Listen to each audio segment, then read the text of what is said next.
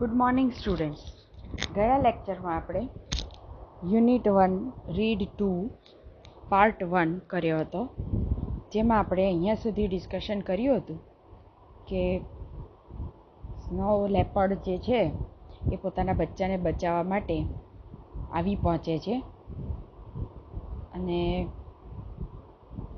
જે રીંછ છે એનાથી એના બચ્ચાને બચાવવા માટે લડાઈ શરૂ કરે છે. હવે જે વર્ણન છે એ અહીંથી શરૂ થાય છે. અલીભાઈ કન્ટિન્યુ ત્યાંથી આપણે આજે પાઠ શરૂ કરીશું, જ્યાં લડાઈનું વર્ણન કરવામાં આવ્યું છે અને બંને એનિમીઝ કેવા દેખાય છે તેનું વર્ણન અહીંયા કરવામાં આવ્યું છે. The huge bear, 3 times in the size of the mother leopard, stood up on his hind legs. અહીંયા નવો શબ્દ એક આવ્યો, હાઇન્ડ, જેને આપણે સમજીએ. હાઇન્ડ એટલે પાછલું, પાછળનું. હાઇન્ડ લેગ્સ પ્રાણીઓને જ હોય, પશુઓને જ હોય, એટલે આ શબ્દ સાથે વપરાય છે. હાઇન્ડ લેગ્સ એટલે પાછલા પગ. આ શબ્દ પરથી બીજો શબ્દ આવ્યો છે બિહાઇન્ડ, એટલે પાછળ. તો આ રીતે શબ્દ તમને યાદ રહેશે. બેર જે છે એ પોતાના પાછલા બે પગ પર ઊભું થઈ જાય છે અને એ હ્યુજ બેર છે, બહુ જ મોટું રીંછ છે. 3 times the size. 3 times the size એટલે 3 ગણું મોટું છે મધર સ્નો લેપર્ડ કરતાં. He stretched out his big paws with strong sharp nails. Strong sharp nails વાળા પંજાને, પોઝ એટલે પંજાને એ સ્ટ્રેચ કરે છે, લંબાવે છે, એટલે કે એની તરફ આગળ વધારે છે. He showed his teeth and growled. જો પ્રાણીઓની આ મેનર છે કે જ્યારે બંને પ્રાણીઓ લડાઈમાં ઉતરવાના હોય તો એકબીજાને પહેલાં તો એની તાકાત બતાવીને ડરાવે છે અને મધર સ્નો લેપર્ડને ડરાવવા માટે આ રીંછ પોતાના પંજા ઉગામે છે, શાર્પ ટીથ બતાવે છે અને ઘુરક્યા કરે છે. The mother snow leopard looked at him for a second, snarled. એણે પણ જવાબ આપ્યો સામે ઘુરક્યા કરીને, અને મધર સ્નો લેપર્ડ પણ પોતાની તૈયારી બતાવે છે. And with a leap knocked down the black monster. Knock down એટલે પછાડવું. એ ધક્કો એટલો જોરથી મારે છે, સીધો કૂદકો જ મારે છે રીંછ ઉપર, કે આ જે બ્લેક મોન્સ્ટર, અહીંયા રીંછ માટે, બેર માટે નવો શબ્દ વાપર્યો, બ્લેક મોન્સ્ટર, કેમ કે એની બ્લેક ફર હોય, એટલે બ્લેક ફર વાળો જે રાક્ષસ હતો એના ઉપર એણે એવો હુમલો કર્યો કે એ પછડાઈ ગયો. The whole valley echoed with the sounds of their fight. વેલી એટલે ખીણ, એ તો તમે જાણો જ છો. એકોડ, ઇકો અથવા તો એકો એમ બંને પ્રોનાઉન્સિએશન થાય છે અને એનો અર્થ થાય છે પડઘા કે પડઘો. જો બહુવચન કરવું હોય તો યસ લાગે. તેના પડઘાઓથી આખી એ ખીણ અવાજથી ભરાઈ ગઈ અને એના પડઘા પડી ઉઠ્યા. The snow leopard was swift and jumped about from side to side, tearing away big pieces of black furry skin of the bear. હવે સ્નો લેપર્ડ ભલે એનાથી સાઇઝમાં નાનું હતું, એટલે કે કદમાં નાનું હતું, પરંતુ નાનું હતું એની સાથે એક ફાયદો એ પણ હતો કે મૂવમેન્ટ બહુ સ્વિફ્ટલી એટલે કે ઝડપથી કરી શકતું હતું. સ્વિફ્ટ એટલે રેપિડ, ફાસ્ટ, ત્વરિત.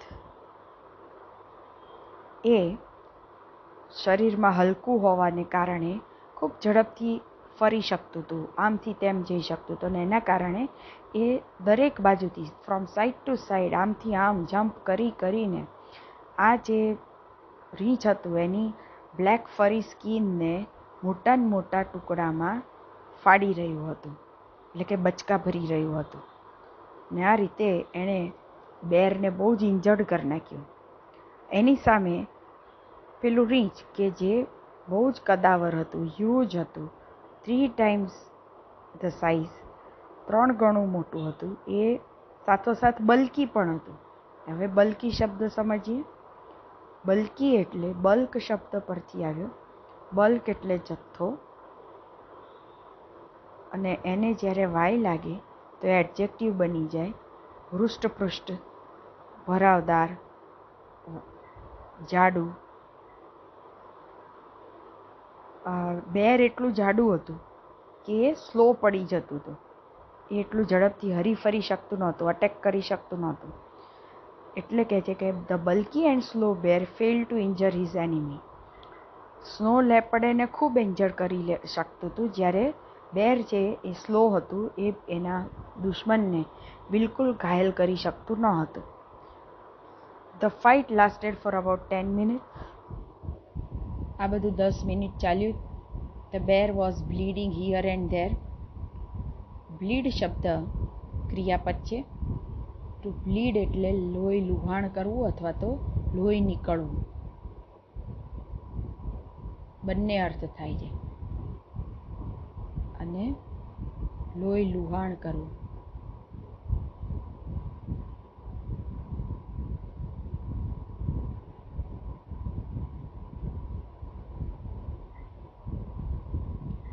તો બ્લીડિંગ શબ્દ અહીં ક્રિયાપદ તરીકે છે, જેના પરથી નાઉન આવ્યું બ્લડ, એટલે કે લોહી. તો એ દરેક જગ્યાએથી હિયર એન્ડ ધેર, અહીં ત્યાંથી બધેથી જ લોહી નીકળી રહ્યું હતું. Whenever the leopard attacked, the bear lifted his huge paws to cover his face. જ્યારે આ લેપર્ડ એના પર એટેક કરે ત્યારે બેર બીજું કશું જ નહોતું કરી શકતું, પરંતુ એ માત્ર પોતાના મોટા પંજાથી પોતાનો ફેસ કવર કરી લેતું અને પોતાનો ડિફેન્સ કરવાનો પ્રયત્ન કરતો. છેવટે એને લાગ્યું કે આ લડાઈમાં એ જીતી શકે એમ નથી, એટલે એણે ભાગવાનું શરૂ કર્યું. ટુ એસ્કેપનો અર્થ થાય છે ભાગી જવું.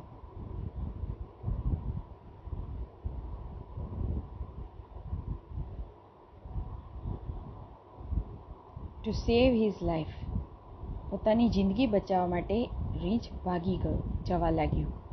They both moved further and further till they disappeared around the huge mountain. બંને જણ આગળ રીંછ ને પાછળ સ્નો લેપર્ડ, બંને જણ આ રીતે દોડતા જ રહ્યા.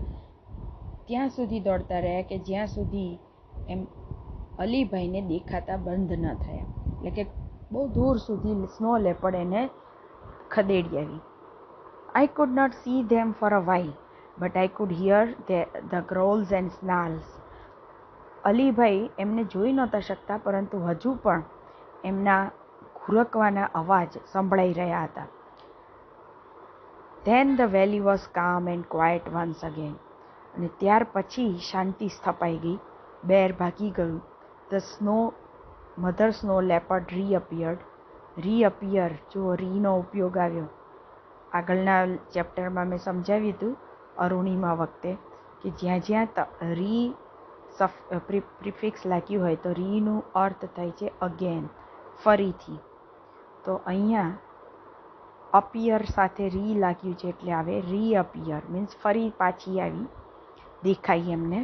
રેન અપ ટુ ધ કબ્સને તરફ દોડી ગઈ.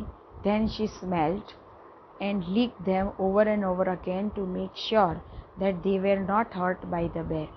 અહીંયા જો પ્રાણીઓનો જે બિહેવિયર હોય એ બિહેવિયરને બહુ માઇન્યુટલી અને પરફેક્ટલી ડિસ્ક્રાઈબ કરવામાં આવ્યું છે.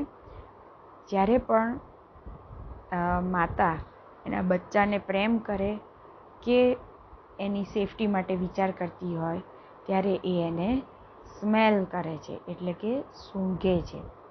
હવે સ્મેલ્ટ શબ્દ તમને ખ્યાલ જ હોવો જોઈએ, કેમ કે અનેક વાર આવી ગયો છે. સ્મેલ એટલે ગંધ અથવા સૂંઘવું, એ ક્રિયાપદ પણ છે. ગુજરાતી સ્પેલિંગ માટે થોડું માફ કરશો, કેમ કે લખવાની ટેવ ઓછી હોવાને કારણે ક્યારેક તકલીફ પડે છે. હવે સ્મેલ્ટ એટલે ભૂતકાળ પણ થાય અને ભૂત કૃદંત પણ થાય, એટલે સ્મેલનું સ્મેલ્ટ અહીંયા થયેલું છે. ત્યારબાદ છે લીક્ડ. લીકનો ક્રિયાપદ છે ટુ લીક એટલે ચાટવું. આ પણ બિહેવિયર છે એનિમલિસ્ટિક, પ્રાણીઓમાં જોવા મળતું એક સામાન્ય બિહેવિયર છે. એ પોતાનો પ્રેમ ચાટીને દર્શાવે છે. તો she smelt and lick them over and over. Over and over એટલે વારંવાર એને સૂંઘતી હતી. To make sure. Why did she do so? આવું કેમ કર્યું એણે? તો ટુ મેક શ્યોર એક રૂઢિપ્રયોગ છે, ખાતરી કરવા, જે તમે બીજે પણ વાપરી શકો છો. The teacher checked the essay again to make sure that there were no errors. ફરી ચેક કર્યું કેમ કે એમને ખાતરી કરવી હતી કે કોઈ એરર્સ નથી. આવું વાક્ય બની શકે આના પરથી. ઓકે, તો મેક શ્યોરનો અર્થ થાય છે ખાતરી કરવી. એટલે મધર બેર છે એ સૂંઘીને એને ચાટીને ખાતરી કરી લે છે કે એના બચ્ચાને કોઈ ઈજા પહોંચી નથી. Then the three climbed up the mountain and disappeared. અને ત્યારબાદ એ ત્રણેય જણ ચાલતી પકડી ત્યાંથી માઉન્ટેન પર ગયા અને અદૃશ્ય થયા. અને જ્યારે અદૃશ્ય થયા એમ સાંભળ્યું ત્યારે નીલમ તરત જ બોલી ઉઠી, you must have felt relieved. To feel relieved, to feel relieved એ પણ રૂઢિપ્રયોગ, જેનો અર્થ થાય છે રાહત અનુભવવી. જેમ કે અત્યારે વરસાદ આવે તો આપણે ગરમીમાંથી રાહત અનુભવીએ છીએ. એના પરથી વાક્ય બની શકે કે people feel relieved when it rains. લોકોને જ્યારે વરસાદ આવે ત્યારે રાહતનો અનુભવ થાય છે. હવે અહીંયા તો જીવ બચ્યો છે એટલે વિચારી જુઓ કે કેટલી રાહત થઈ હશે અલીભાઈને. અને તરત જ કહે છે યસ ક્વાઇટ ટ્રુ. ક્વાઇટ એટલે ખરેખર, રિયલી રાહત થઈ મને. I stayed in that position for some more time and watch the family disappearing in the woods.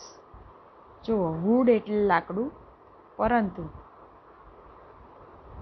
જ્યારે કેટલાક શબ્દોને એસ લાગે છે ત્યારે એ ખરેખર બહુવચન નથી થતું, પણ એનો અર્થ બદલાઈ જાય છે. જેમ કે વુડ એટલે લાકડું, પણ જો વુડ્સ આપણે કહીએ તો એનો અર્થ થાય છે ફોરેસ્ટ એટલે કે જંગલ. તો જંગલમાં એને અદૃશ્ય થતા જોયા, દેખાતા બંધ થયા ત્યાં સુધી એ એમને એમ એવી ને એવી પોઝિશનમાં જમીન પર સૂતેલા પડ્યા રહ્યા. અને આ પ્રાણીઓ કેવી રીતે જતા હતા? Weaving there tales. હવે વેવિંગ શબ્દ છે બે અર્થ અહીંયા બતાવ્યા છે. જ્યારે પૂંછડી પટપટાવે ત્યારે પણ આપણે કહીએ કે વેવ ટેલ્સ. અને જ્યારે આપણે કોઈને હાથ હલાવીને અભિવાદન કરીએ, હાય કે બાય બાય કહીએ, એને પણ વેવ ધ હેન્ડ કહેવાય. એટલે weaving the tail, wave hand. આ ઉપયોગ અહીંયા તમારે શીખવાનો છે. એટલે કે પ્રાણીઓ પૂંછડી હલાવતા હલાવતા જતા રહ્યા. અને અહીંયા અલીભાઈએ પણ આઈ ઓલ્સો વેવ્ડ માય હેન્ડ, એટલે કે એમણે પણ હાથ હલાવીને એ પ્રાણીઓને ગુડ બાય કહ્યું. એટલે અર્જુન તરત જ પૂછી બેસે છે કે what happen to the bear? બેરનું શું થયું? God knows. All I know is that the coming of the bear was a blessing for me. કે છે બસ હું તો એટલું જાણું કે બેરનું આવવું એ મારા માટે આશીર્વાદ સમાન હતું. પછી બેરનું શું થયું એ હું જાણતો નથી. કેમ કે બેરનું આવવું એટલા માટે આશીર્વાદરૂપ હતું કેમ કે ઓલરેડી સ્નો લેપર્ડ એમની નજીકમાં જ ક્યાંક હતી. બની શકત કે સ્નો લેપર્ડને અલીભાઈની વાસ આવત તો એને શિકાર કરી લેત એમનો. પણ બેર આવ્યું તો આખું એનું ધ્યાન ડાયવર્ટ થયું બેર ઉપર અને એના બચ્ચાને બચાવવામાં લાગી પડી. એમાં એ અલીભાઈને છોડી દે છે અને પેલા બેર સાથે ફાઇટ કરે છે. એટલે આ રીતે એ બચી જાય છે અને એટલે કહે છે કે આ મારા માટે આશીર્વાદરૂપ હતું. Because it really saved me. I thank God for saving the cubs and me to. છેવટે એમણે આભાર માન્યો ભગવાનનો કે બચ્ચાને મને બંનેને બચાવી લીધા. તો હવે તમને ખાતરી થઈ ચૂકી હશે કે શા માટે આ પાઠનો ટાઇટલ ધ વાઇલ્ડ સેવિયર છે. કેમ કે એક વાઇલ્ડ એનિમલ સ્નો લેપર્ડનો ખતરો એમને હતો જ, સામે બીજું વાઇલ્ડ એનિમલ જે રીંછ છે એ આવ્યું અને એ રીંછના કારણે એ બચી ગયા. તો જંગલ એવી જગ્યા છે કે where life and death goes hand in hand. જંગલમાં જીવન અને મૃત્યુ સાથે સાથે જ ચાલે છે. ત્યાં ગમે તે સમયે તમારી સામે મૃત્યુ આવીને ઊભું રહી જાય અને ગમે તે સમયે તમે બચી પણ જાઓ અને જીવતદાન મળી જાય. તો અહીંયા આ વાત બહુ સરસ રીતે કરવામાં આવી છે. ગ્લોસરીમાં જેટલા પણ શબ્દો ઇંગ્લિશ ટુ ઇંગ્લિશ છે એને તમારે યાદ કરવાના છે અને નોટબુકમાં લખી નાખવાના છે. ત્યારબાદ અહીંયા હું જેટલી પણ એક્સરસાઇઝ તમને ટીક કરું છું એટલી તમારે કરવાની છે. જેમ કે સી એટલે કે કોમ્પ્રિહેન્શનનું 2.1 કરવાનું. 2.2 એ one kind of short note છે અને શોર્ટ નોટ તમને પૂછાય છે માટે અલીભાઈ વિશેની શોર્ટ નોટ તૈયાર કરવાની છે જેમાં આ પોઈન્ટ્સ તમને કામ લાગશે. ત્યારબાદ સી 2.3 જે છે એ ટ્રુ ફોલ્સ છે એ પણ કરવાનું કેમ કે પૂછાય છે.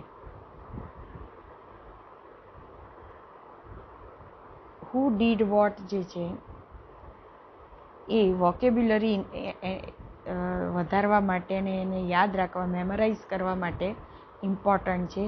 આથી આ વોલેન્ટરી છે, તમારે કરવું હોય તો કરજો. એક્ઝામમાં આ રીતે આપણે પૂછતા નથી. ત્યારબાદ સી 2.5 કેન્સલ કરો.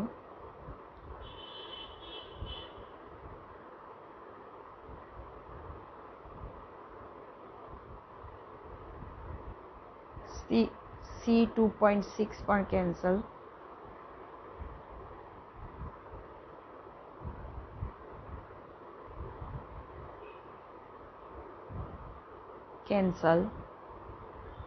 પરંતુ વોકેબ્યુલરી સેક્શન આખું જ કરવાનું છે. એમાં કોઈ આપણે છોડતા નથી એક્સરસાઇઝને કેમ કે વોકેબ્યુલરી બહુ જ અગત્યની હોય છે. આફ્ટર ઓલ આપણે પાઠ જ વોકેબ્યુલરી ઇન્ક્રીઝ કરવા માટે જ ચલાવતા હોઈએ છીએ અથવા છે. માટે તમારે વોકેબ્યુલરી સેક્શન તો આખું જ કરવાનું છે. ત્યારબાદ V6 જે છે એને તમે ઓમિટ કરી શકો છો. આમ છતાં it is an interesting activity. You can do it for your fun. તમારા પોતાના માટે તમે આ વર્ડ પઝલ સોલ્વ કરી શકો છો. ફંક્શન્સમાં ગ્રામર ટોપિક છે જે આપણે થોડા વખત પછી જ શરૂ કરવાનો છે એટલે હમણાં આપણે આને ઓમિટ કરીએ છીએ, પોસ્ટપોન કરીએ છીએ. એટલે હમણાં ગ્રામર આપણે આ કરવાનું નથી. ત્યારબાદ રાઇટિંગ સ્કિલમાં થોડા ચેન્જ છે. તમારે સ્પીચ રાઇટિંગ કોર્સમાં છે પરંતુ એ સેકન્ડ ટર્મ પછી આવશે એટલે હમણાં આપણે સ્પીચ રાઇટિંગ નથી કરતા. પરંતુ લખવાની પ્રેક્ટિસ તો આપણે કરવાની જ હોય અને માટે city life versus village life, શહેરી જીવન કે પછી ગ્રામ્ય જીવન, આ બે વચ્ચે તમારે તફાવત અને સમાનતા અને સારો અને નરસા પાસા વિશે વિચારીને એક પેરેગ્રાફ લખવાનો છે. એટલે આપણે અહીંયા સ્પીચને બદલે પેરેગ્રાફ રાઇટિંગ કરી દઈએ છીએ. અને એટલે તમારે હવે ગ્રામ્ય સંસ્કૃતિ, શહેરી સંસ્કૃતિ વિશે નિબંધ લખવાનો રહેશે. ત્યારબાદ W2 કેન્સલ કરીએ છીએ. W3 થોડું સમજાવી દઉં, બહુ અગત્યનું બિલકુલ નથી, એ વોકેબ્યુલરી માટે જ છે અને it is a fun activity because it is return just for fun. Just for fun અહીંયા તમને સમજણ આપી છે હોમોનિમ્સ માટે. હોમોનિમ્સ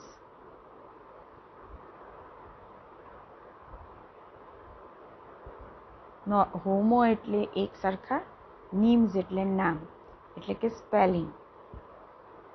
જ્યારે સ્પેલિંગ સરખા હોય, ઉચ્ચાર પણ સરખા હોય, પરંતુ અર્થ અલગ અલગ હોય, એને હોમોનિમ્સ કહેવાય. જેમ કે માર્ચ. હવે માર્ચના બે અર્થ છે. સ્પેલિંગ જુઓ સરખા, ઉચ્ચાર પણ સરખો, માર્ચ.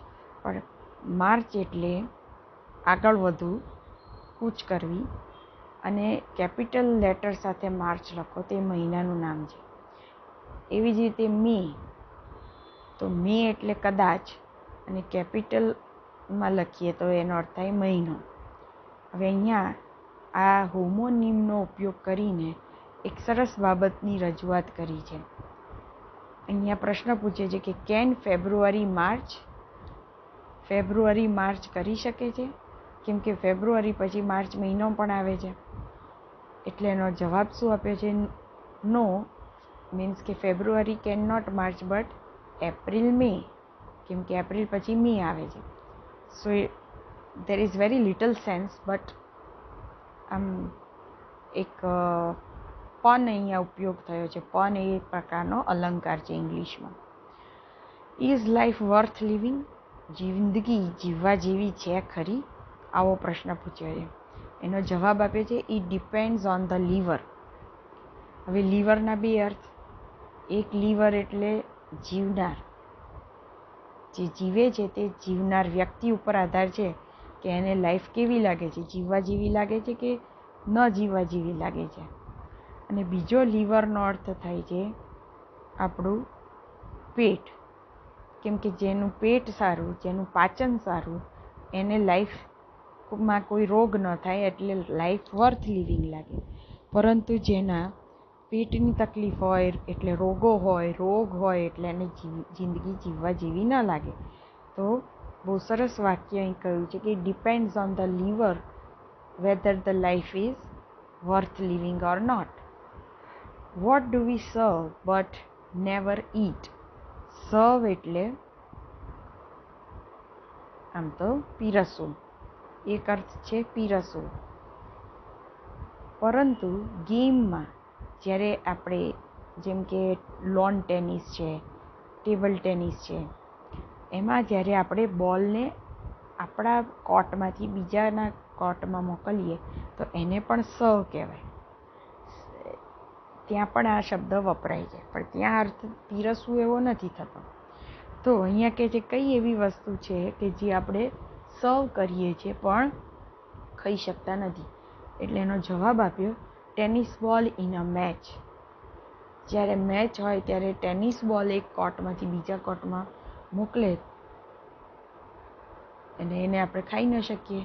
સો સર્વના બે અર્થના આધારે એક હ્યુમરસ બાબત અહીંયા પ્રેઝન્ટ કરી છે. તમે પણ આ પ્રયત્ન કરી શકો. આવા હોમોનિમ્સ શોધીને તમે એવા જોક્સ બનાવી શકો, ચમત્કૃતિવાળી કોઈ વાત મૂકી શકો, જેમ અહીંયા મૂકી છે.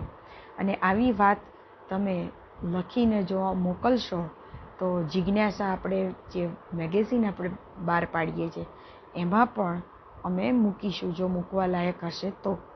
તો વિદ્યાર્થીઓ કંઈક ક્રિએટિવ કામ પણ સાથોસાથ ચાલુ રાખે, એ જરૂરી છે.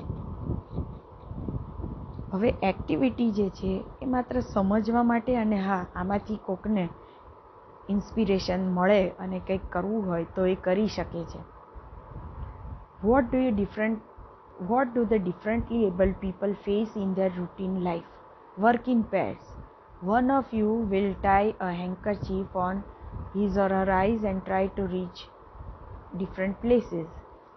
તમે ઘરે પણ આ કરી શકો, ફ્રેન્ડ સાથે તો શક્ય નથી કેમ કે સ્કૂલ જ ચાલુ નથી. આંખે પાટા બાંધીને તમે ઘરમાં ફરવાનું શરૂ કરો. આ એક્ટિવિટીથી તમને ખ્યાલ આવશે કે અંધ વ્યક્તિ જે હોય એ વ્યક્તિને કેટલી તકલીફ પડી શકે છે પોતાની રૂટીન લાઈફમાં. અહીંયા અપંગ, હેન્ડીકેપ માટે એક શબ્દ વપરાયો છે, ડિફરન્ટલી એબલ્ડ પીપલ. પહેલાંના સમયમાં અપંગ હોય એને હેન્ડીકેપ્ડ કહેવાતું હતું. નવા વિચાર પ્રમાણે હેન્ડીકેપ શબ્દને બદલે ડિફરન્ટલી એબલ્ડ પીપલ કહેવાય છે. હવે ડિફરન્ટલી એબલ્ડ એટલે શું? તો કે દિવ્યાંગ. દિવ્યાંગ એટલે શું? અપંગ હોય એ લોકો મોટા ભાગે એમનામાં એવી નવી આવડત ઊભી કરતા હોય છે કે જે સામાન્ય માણસમાં હોતી નથી, અને એટલે હવે એમને કહેવામાં આવે છે ડિફરન્ટલી એબલ્ડ પીપલ. અંધ હોય તો એ ભલે જોઈ ન શકતા હોય, પરંતુ એમની અન્ય ઇન્દ્રિયો જેવી કે સ્મેલ, ટેસ્ટ અને સ્પર્શ એટલી પાવરફુલ એ લોકો કરી દેતા હોય છે કે એના આધારે એ લોકો પોતાનું જીવન બહુ સફળતાથી જીવી શકે છે. અને એટલે એ અપંગ નથી, પરંતુ ડિફરન્ટલી એબલ્ડ થયા કહેવાય. તો અંધ લોકોની મુશ્કેલીને સમજવા માટે ક્યારેક આવો પ્રયત્ન કરી શકાય. વળી, if you can arrange for a wheelchair ઉપર બેસીને ફરવાનો તમે કરી શકો અનુભવ, જેથી ખ્યાલ આવે કે જો થોડી વાર માટે પણ તમને વ્હીલચેરનો ઉપયોગ કરીને કામ કરવાનું આવે તો તમને કેવું ફીલ થાય છે, જાણે કે બંધાઈ ગયા હોય. તો જે લોકો લાઈફ લોંગ કન્ફાઇન થઈ જાય, વ્હીલચેરમાં જકડાઈ જાય, એ લોકોને કેવું ફીલ થતું હશે. તો અહીંયા એક્ટિવિટી જે પણ આપી છે એનો મેઇન હેતુ એ છે કે તમને કોઈ પણ ફિઝિકલ અપંગ વ્યક્તિ કે ડિસેબલ્ડ વ્યક્તિને સમજવાનો પ્રયત્ન કરો.